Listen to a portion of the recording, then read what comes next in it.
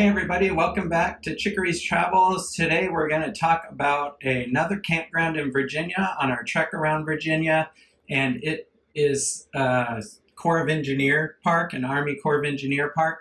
And along with talking about the campground, this happened to be a place, even though it's probably our favorite campground in Virginia right now, we also found 3 of our pet peeves while we were camping here that we just want to tell you about and mention and see if maybe they're pet peeves of yours as well. So let's show you the camp.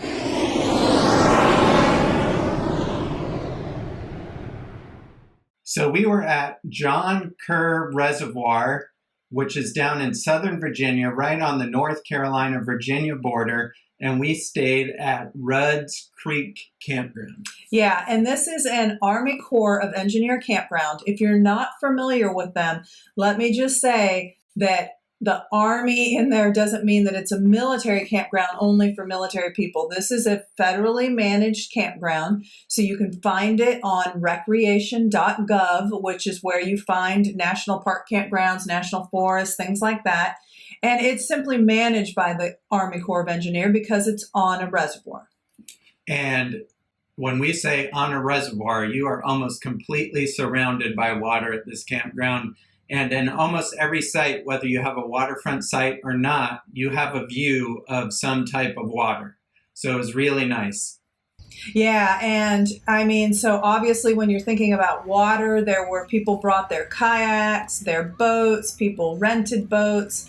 People were fishing from the shore and from the water. They were swimming, they were floating, just everything you can imagine. And you can pull your pontoon boat right up to your site if you want to, or any other boat. They pull them right up to the site for the evening, tie them up to a tree, and ready to go the next day.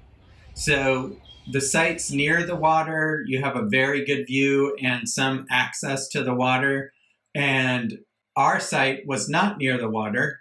It was across the street from the water, but we had a water view, and you can see here that looking from the water, you can see our RV. So that means we had a view of the water. Yeah, the only thing we didn't have was that we couldn't access the waterfront itself because we would have had to walk through someone's sites, and that's a no-no in campground etiquette. So we had to go to a couple other places within the campground still that we'll show you in a little bit where everyone could access the water. And the sites were huge. I mean, we had 10 feet behind our RV still, and we were able to park the truck there as well and still have another 10 feet at least in front of the truck.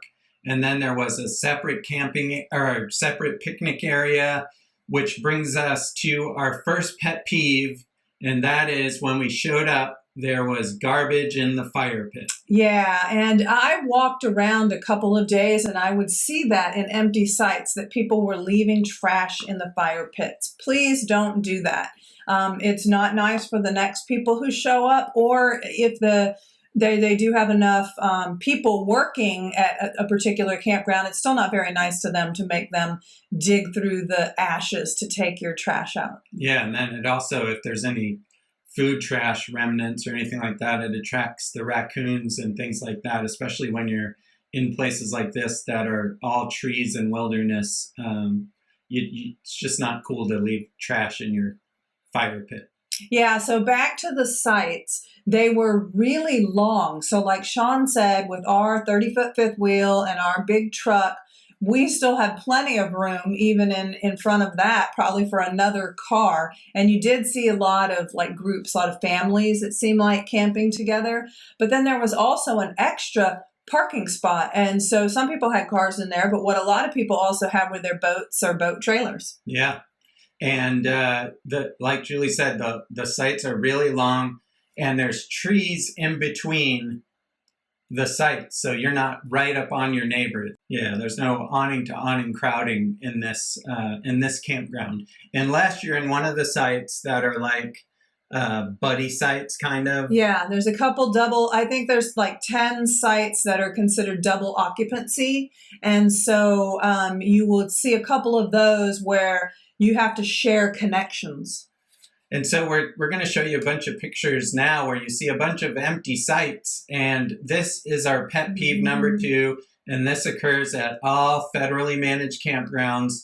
because they are so inexpensive. I think the price here was what, $28 a night? 28 a night. And if you were a senior who had the National Park Senior Pass, or like us, disabled veterans, or really anyone with a disability can get what's called the Access Pass for national parks, which gives you 50% off. So it's only $14 a night in those cases. Yeah, so locals will reserve these campgrounds every weekend throughout the camping season, whether they show up or not, because it's so inexpensive.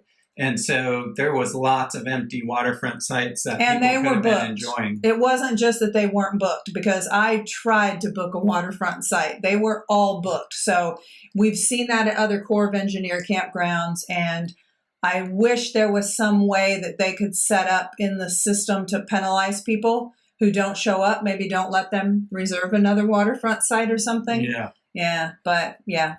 So don't do that.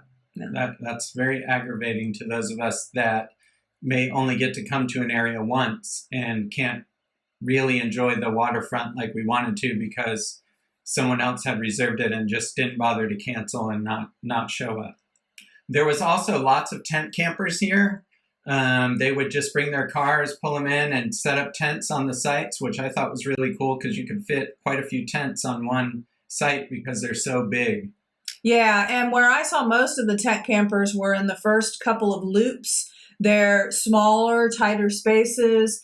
I think they were still the same price, but I don't know. Maybe they were a little less expensive because they also didn't have hookups. Yeah. But they were close to the designated swimming and play area. So that's where I saw most of the tent campers, but they were in other places as well. And then we forgot to mention with the RVs was they did have a few pull-throughs that are super long as well. Mm-hmm. And you have like a picnic area and a fire pit area that's kind of secluded in the middle of the pull-through in the back. So I thought that was pretty cool too. Yeah, and my only warning about the pull-throughs would be to make sure to look at the photos.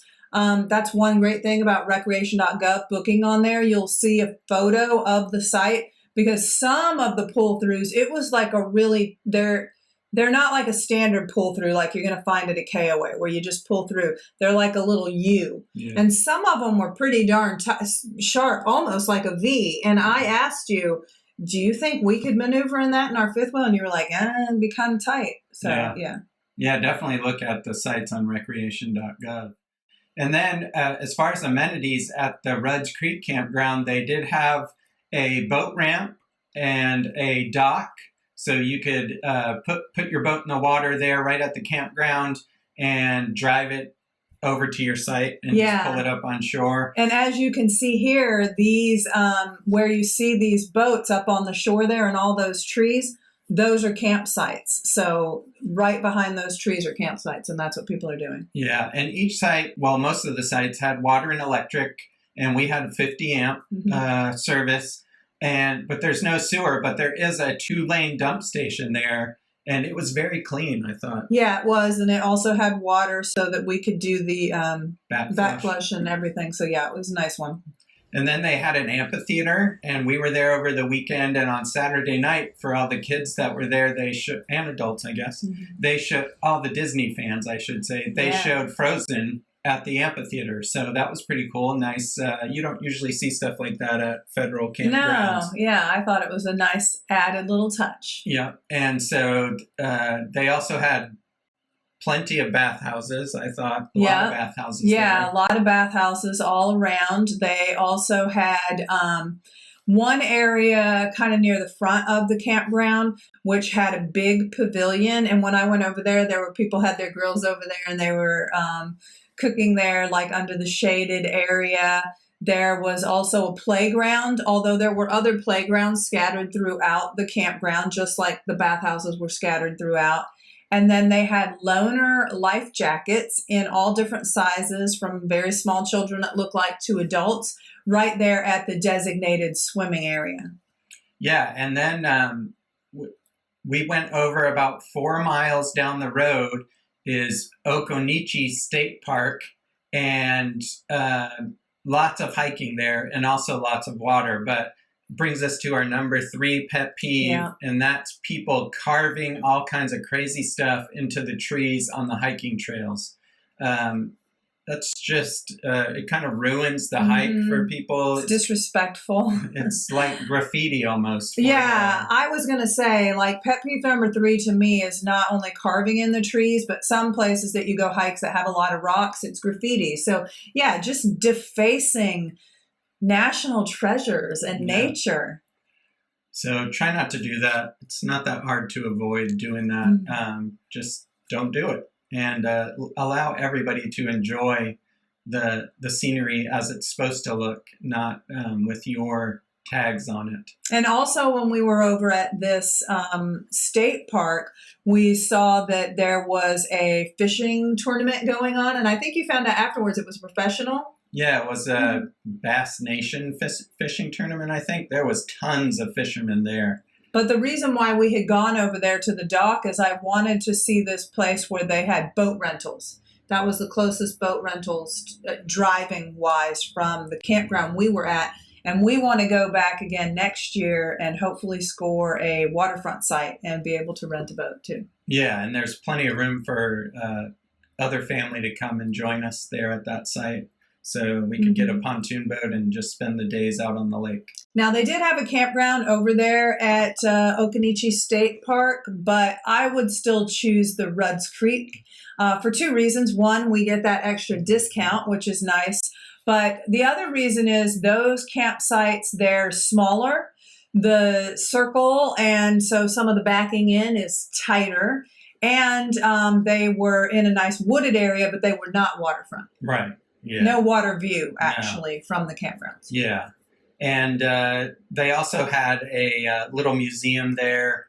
We didn't get a photo or a video of that, but it talks about some of the local natives that once inhabited the area. So pretty good little display in the visitor center for you to check out. Yeah. And then great historical markers on the hikes as well. So really neat state park, and a lot of fun to go visit that. And so that's it. That really was our weekend there at Rudds Creek Campground. Again, one of our favorites in Virginia, I think. And some of our pet peeves. So if you have any pet peeves that are the same as ours, or any other pet peeves, please comment below and let us know what those pet peeves are, especially around these federal campgrounds and hiking. So until we see you on the road, safe travels.